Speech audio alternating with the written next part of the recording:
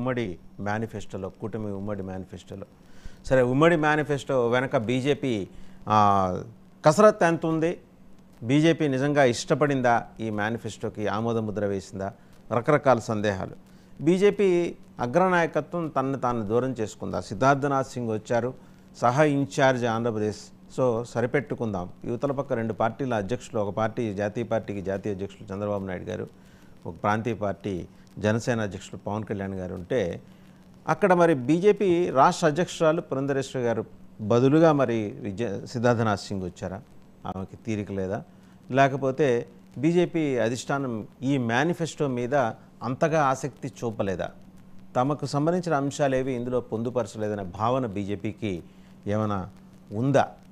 ఈ అంశాలతో పాటు ఇంకా ఇతరత్ర ఏపీ రిలేటెడ్ ఇష్యూస్ మీద బిగ్ డిబేట్లో మనతో పార్టిసిపేట్ చేస్తున్నారు మోహన్ రెడ్డి గారు, వైసీపీ అధికార ప్రతినిధి. నమస్తే మోహన్ రెడ్డి గారు. రామ్ కుమార్ గారు, బీజేపీ అధికార ప్రతినిధి.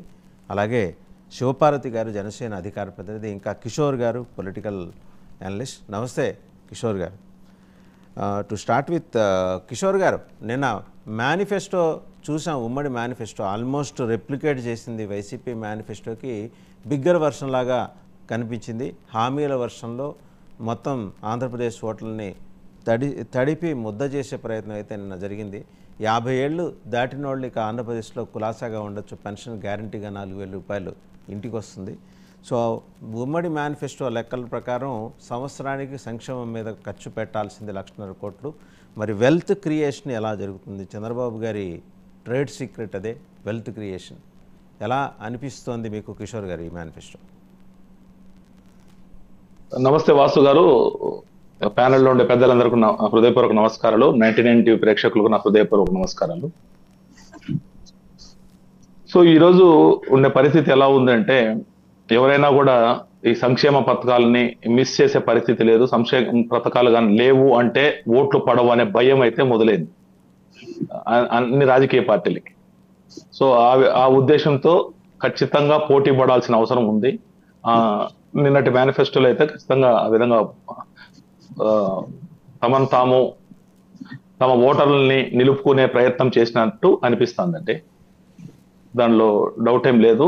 ఈ రోజు ఉండే పరిస్థితుల్లో నీడ్ ఆఫ్ ద అవర్ ఎలా ఉంది? ఇప్పుడు ఉదాహరణకి మనము చూసాము, బస్సు స్కీమ్ కూడా పెట్టారు ఆంధ్రప్రదేశ్ లో కూడా.